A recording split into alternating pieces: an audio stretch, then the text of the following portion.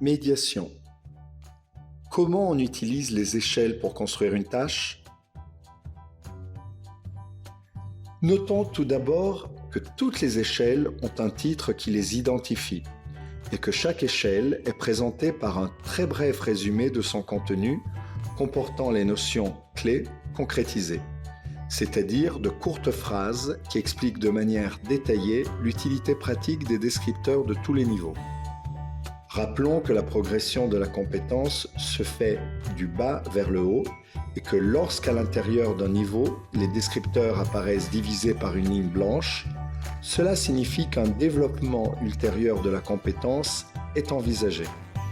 Ces développements sont les niveaux plus. Chaque fois que l'on consulte les échelles et les descripteurs d'un mode de communication, dans cet exemple la médiation de concept, il est très utile de considérer aussi les échelles et les descripteurs des stratégies reliées. De cette façon, l'enseignant ou l'apprenant autonome saura de quelle manière procéder pour réaliser la tâche qu'il va proposer à la classe.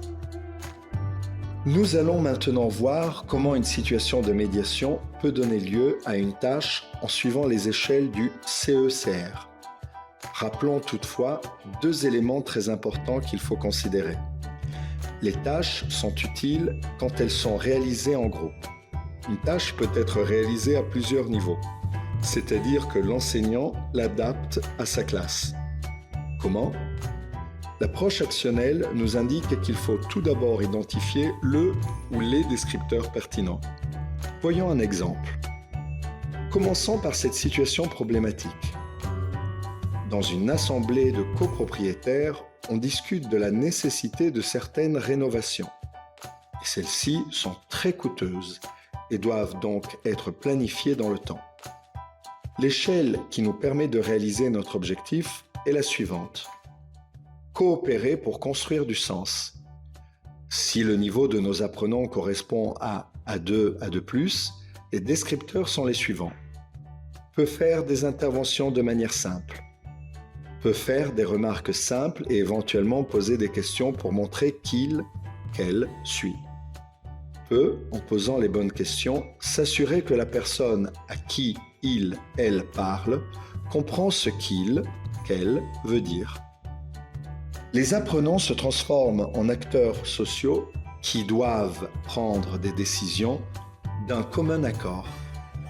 Ils présentent donc leurs problèmes personnels, par exemple les coûts excessifs, la priorité de certains travaux, la nécessité de vendre leur appartement, la crainte pour la durée des travaux, la perturbation du silence et des routines quotidiennes.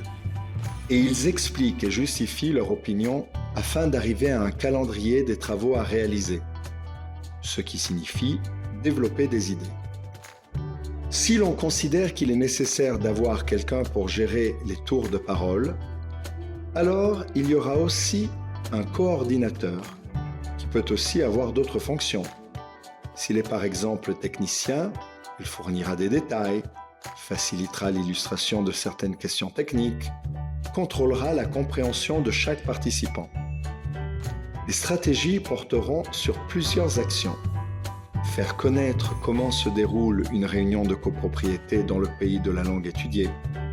Introduire ou rappeler le vocabulaire utile, par exemple en expliquant la terminologie technique ou en montrant des diagrammes.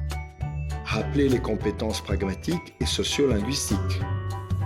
Nous avons ainsi créé une tâche qu'il faudra intégrer à un scénario.